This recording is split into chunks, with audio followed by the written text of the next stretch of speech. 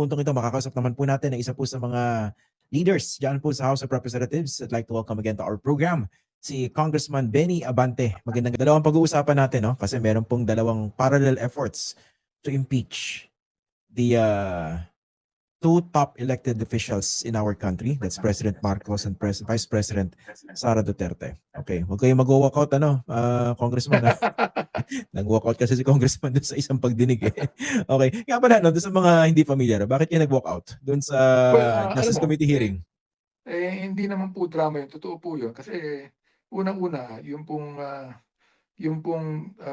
impeachment complaint na in-endorse ni Congressman Nisay ay hindi naman po talaga na ipaliwanag sa atin yung tinatawag nating sufficiency in form. That's the reason why I objected. Ako lang po nag-object niyan, ha? Wala nang iba.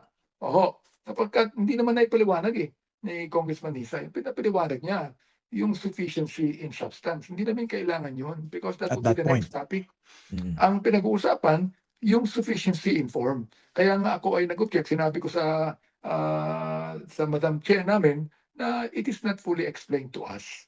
Pangalawa, yung objection ko is yung kasi nilagay doon yung kinwestiyon ni Congressman Rufus na hindi notarized yung mga pirma ng mga 32 na mga complainants ng Masa et al. No? At nakalagay din doon yung kanilang mga sinubmit na dokumento tulad ng senior citizens card, tulad ng national ID card. Pero sabi ko, napatunayan ba natin na lahat ng mga ito taxpayers? Bakit wala naman silang sinubmit dokumento that they have actually paid their taxes? Isa yon, no? Ngayon, pangalawa, yung sinabi po ni Congressman Rufus na ito ay walang saysay sapagkat hindi po ito nag-take ng oath. Pangatlo, yung sinabi ni Congressman Chua na dapat may verification po yan. Walang verification. Kaya nag-object ako uli at 8 ang kumampi sa akin sa objection na yan.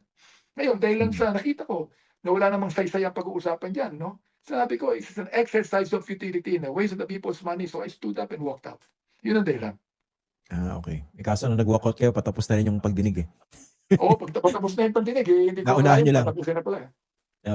Okay, pero yun nga, kahit the Justice Committee found the impeachment complaints against the President sufficient in form, eventually, ang naging finding naman ng Justice Committee, insufficient in substance. So, I understand, meron pang slim chance na ma-overturn ito in plenary. Pero kayo, anong basa ninyo? Given the vote dito sa Justice Committee, ano ba bang pag-asang ma-overturn yung decision na yan pagdating sa plenaryo?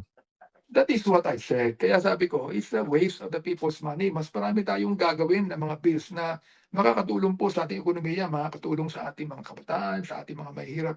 Pero itong impeachment na ito, kita nyo, hindi rin pala sufficient in substance. Anong ginawa po ng committee?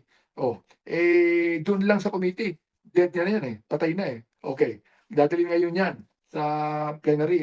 Maybe on Monday or Tuesday. Pagbubutuhan yan, it only takes 1/3 na yan ma-approve para yan madala yung impeachment sa Senado. Pero naniniwala po ako na walang 1/3 ang kakapi dyan sapagkat nakita ko naman na halos lahat na, for example, ng mga charges at ng complaint on the President is speculative. Maaaring allegation yan, pero speculative at hearsay. Wala po talagang authenticated records, walang personal knowledge, wala po talagang tinatawag nating hard evidence. Wala silang maipakita Ang isa ko pong basa rito, Congressman, no? Kasi isa po rin sa mga aligasyon laban sa presidente, kaya gusto siyang ma-impeach, ay yung pag-institutionalize daw nitong BBM parametric formula, hindi po ba? Yung sistema ng allocables. Ang inisip ko naman, okay, that remains an allegation. Pero kung kayo yung nakaupo dyan sa House of Representatives, pag kinatigan nyo at pinayagan nyo na umusad yung impeachment complaint using that as one of the bases, hindi ba parang indictment din yun sa sarili nyong kabahayan sa House of Representatives? Parang admission yun indirectly na institutionalized yung corruption by the President tapos kami kasama. Hindi po ba? Yun ang awkward situation Ang BBM parametric formula, hindi ko nga narinig yan, wala narinig yan is the baby of the former Secretary Bonoan. Hindi naman yan institutionalized ng Pangulo. Yan ay kinuha lamang as a policy situation ng DPWH. Of course, hindi tinanggihan ng Pangulo yan. But still, wala silang makikitang korupsyon diyan. Oo, siguro maaari, yung BBM parametric formula for example, na lahat ng mga hihilingin ng mga congressman saka mga senador, dadaan muna ng Malacanang yan, i-upload ng Malacanang yan. O maaaring siguro, hindi ako agreeable diyan sapagkat siguro kami kinakailangan na ito'y hiniling ng aming constituent. Yet, wala silang makikitang hard evidence tungkol sa BBM parametric formula except that it is only a policy situation and a policy condition. Yun nga po, ang point ko yan, the argument can be made na hindi siya impeachable offense or hindi siya good enough basis to impeach the president. Pero on the other hand, parang ano yan doomed from the very beginning, the fact that that was used as one of the bases. Kasi nga, pag in-impeach yung presidente using that, edi parang inaamin ng mga congressmen, oo nga, may mali dito sa sistema na ito at kasabot kami. Hindi po ba? In a way, siguro, maaari din masabi yan. Pero the thing is this, sabi ko, bakit hindi na lang pumunta ang mga complainant sa Supreme Court? Di ba? Rather than try to impeach the president, na wala naman sa amin, wala naman talagang hard evidence and authenticated records on that. Why not the Supreme Court? You see? Why kinakailangang i-impeach pa ang Pangulo? Na hindi naman siya ang author ng mga bagay na yan. May mga espekulasyon na yung unang impeachment complaint against si President daw ay for lack of a better term, no? Parang pakawala. Kumbaga may basbas daw siguro ng Malacanang dahil mahina. Do you buy that? No, I don't think so. Pangit namang isipin na itong complainant ng unang impeachment ano nang Malacanang yan. No? Ako, I will not agree with that. No, palagay ko sapagkat yung kanilang insufficiency in substance, ang talagang focus doon yung drug addiction ng Pangulo. Oh. Saka yung kidnapping daw. Yan ni Congresswoman De Lima na you cannot impeach the president just because he is supposed to be a drug addict. You see? At ang isa sa mga nag-claim na addict siya yung kanyang kapatid. Well, we cannot use that as a hard evidence. The Yes, fact that Aimee has always been against the president for political reason. Yeah, I agree. Yung akusasyon na yung basura yun At saka yung kinidnap daw si President Duterte. Sa akin, mahirap paniwala ang kinidnap. Can you imagine the president is being accused of kidnapping the former president? Samantalang nag-act lang ang Pangulo because there is a warrant of arrest given by the ICC. Yeah. Kahit na, for example, hindi na tayo member dyan because the former president, inunahan ni kagad yung mga bagay na yan para hindi siya mapatawag, no? Yet, kasama tayo ron We are a member of we are a statute member of the ICC. So how can you prevent that from happening? Okay. Sige. So tingin niya wala nang kahinatnan nitong impeachment complaints against the president after the ruling or the finding by the Justice Committee that they were insufficient informed. Hindi na ma-overturn yan ng plenary. Wala na, Christian. I believe that it is considered dead even in the plenary. Dead na. Okay. Sige. Punta tayo dito sa isang impeachment complaint naman or complaints against the Vice President naman. Unang-una, no? Sige, bago natin pag-usapan ito. Ano po tingin niyo rin sa naging ruling ng Supreme Court doon sa motion for reconsideration ng House, ng inyong Kamara? Binanggit ko na I might not fully agree with the ruling of the Supreme Court. But the fact is this, no? Wala namang nag-dissent.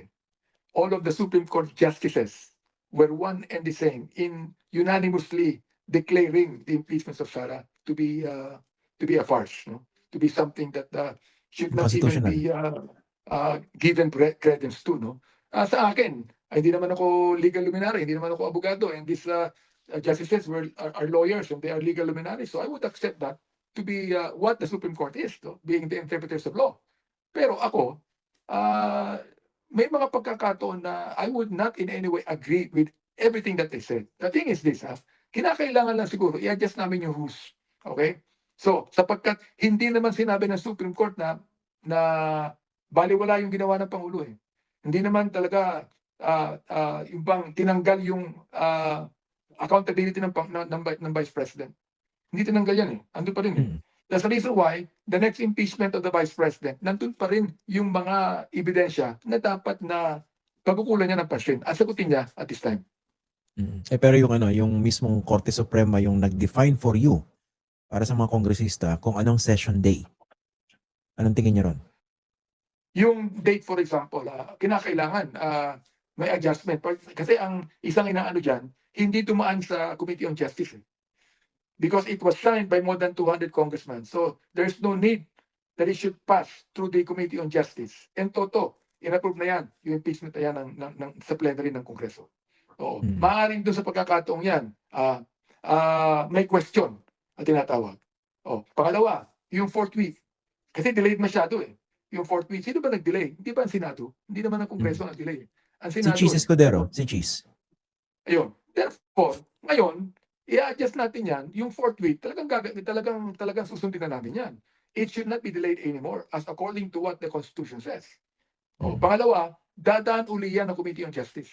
Pangatlo, isasubmit namin yan sa plenary for final judgment. Yun ang mangyayari dyan. So wala namang sabi ang Supreme Court yan. Magpakasiguro. Huwag magsalita ng tapos.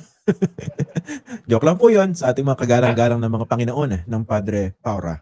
Na laging tama, even in their, as they say, supreme, even in their error. Okay, pero ano po, what do you think of the chances of the Vice President being impeached again sa House of Representatives? Again, basically using the same evidence or basis that was cited in the previous impeachment complaints against her. Sa akin, there's a big chance, Christian, that she can be impeached with all of the evidence against him, against her. Sapagkat hindi lang kasama yung mga evidences na nakuha namin doon sa TRICOM and QUADCOM. Hindi naman niya pinaliwanag yan because she refused to take an oath. So, ibig sabihin, ininsulto niya ang pinaka-institution namin na yun ang mandato namin She should have accepted that and she should have explained everything. May mga dumating pa mga ebidensya. And then, the testimony of a very close-in security, si Madriaga, na ngayon nakakulong pa. Kasama yan sa mga ebidensya against the Vice President. Kinakailangan ngayon, sagutin niya yan. Hindi pwede hindi niya sagutin yan. So, mas sa tingin niyo, yung again linawin ko lang, malaki pa rin yung chance na ma-impeach ang uli. Malaki ang chance. And I believe that she will be impeached. Hindi ko lang alam kung ano ang magiging senaryo sa Senado. Depende kung sino yung... It will take 16 senators to finally anong tawag doon, to finally approve the impeachment of the Vice President. Pero syempre, 7 ang mga talagang loyal yan sa Vice President. 7, kapag si Bato, hindi na nag-a-attend ng session So 7 na lang. Kung si Senator Bato mag-a-attend yan, 8 pa rin. So sa amin, kaya nga meron mga pagkakataon, Christian, ng ibang congressman, wala ng gana. So pagkasabi nila, i-impeach natin yan. Pero pagdating na sa Senado, hindi naman may impeach talaga yan. Sapagkat marami siya mga kaibigan to. Pero depende rin po yan kung sino yung magiging Senate President kung ma-transmit yung articles of impeachment doon po sa Senado. Diba? Sa akin, depende na lang yan if the senators will not look at that as a political ploy. But they will really judge it on the basis of evidence. Palagay ko hindi na makakatakas ang Vice President yan. Kung ebidensya ang pag-uusapan. Kung ebidensya ang pag-uusapan. Kasi hindi naman po ganun. That is not a judicial court. It is a political court. Whether it be a political court, naniniwala din po ako that the senators sitting as judges should look into the records and look into the hard evidence that will be presented. Ganong kataas ang kumpiyansa po ninyo doon sa pagtingin ng ilang senador? Again, possibly kung umakyat dito sa kanila, natututok sila sa ebidensya. Kung meron kayong mga senador na nagbibitaw ng salita before na kung sunugin sila, ano ba yung abo nila, amoy Duterte? Something like that. Diba yung kahit anong paliwanag dyan, Duterte yan, hindi po ba? So can you expect people like that to look at the evidence? Anong sabi mo yung ganong kataas ang kumpiyansa ko?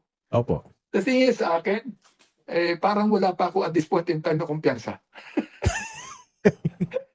Mas malala yun Okay.